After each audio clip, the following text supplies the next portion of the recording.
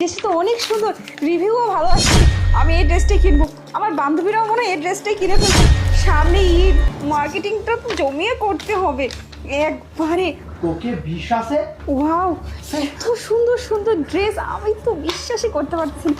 এগুলো ড্রেস আমার নিতেই হবে যে করে হোক। আমার বান্ধবী এত সুন্দর ড্রেস কিনে ফেলতেছে। আরে কি হলো তোমার? আরে পুরো কেকটা শেষ করে ফেল। ও খাইছো? আমি ভাবছি কি না কি হয়েছে আমার এরকম করে। তোমার ড্রেস কেনা হয়েছে? আরে দেখো না কত সুন্দর সুন্দর ড্রেস অনলাইনে আমি অর্ডার করে ফেলছি সব। তুমি কিন্তু আমাকে অনেক টাকা দেবে বুঝছো শপিং করার জন্য।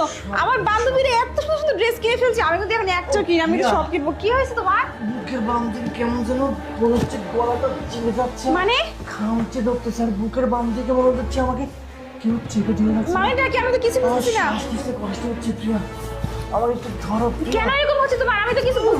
আরে প্রিয়া। নয়ন, কি হচ্ছে তোমার? আমি কিছু বুঝছি না। নয়ন, নয়ন, আরে কি হয়ে গেল তোমার? কি হয়েছে নয়ন? কি রে আমিরুল, পালিয়ে থেকে লাভ কি? আর কাজ তো হয়ে গেছে।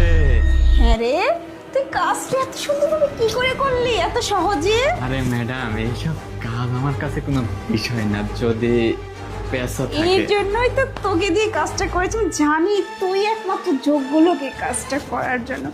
যাই হোক, খেল তো খতম।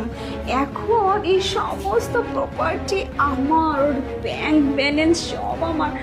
আমি নিয়ে তো ফুস ওড়াল দিব দেশের হ্যাঁ। বাইরে।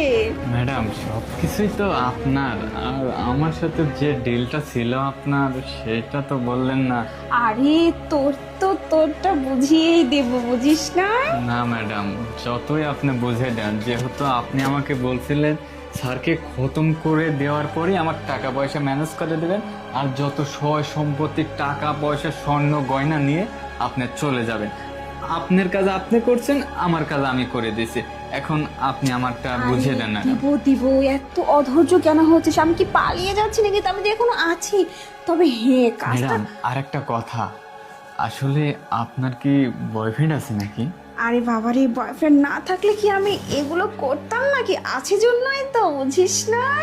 বয়ফ্রেন্ডে তো আমি দেশের বাইরে ওরা। তো ম্যাডাম, এইভাবে স্যারকে মেরে ফেলা দেওয়ার কি দরকার ছিল? আপনি তো স্যারকে বললেই পারতেন যে তোমার সাথে আর থাকবো না, এই সেই আরে। ভক্কর চক্কর বলে দিলেই তো হতো। ওকে বললে তো আর এসব মাল করে পেতাম না, বললে হয়তো ডিভোর্সটা দিয়ে দিত। কিন্তু এই সয় সম্পত্তি, টাকা পয়সা এগুলো কোথায় পেতাম? জীবনে চলতে গেলে টাকা ছাড়া চলা যায় নাকি? টাকাই তো সব, বুঝিস না? আর ওকে তো আমি বিয়ে করছিলাম একমাত্র এই কারণে যে সব কিছু হাতিয়ে নেব, তারপর আমার মনের মানুষের সাথে আমি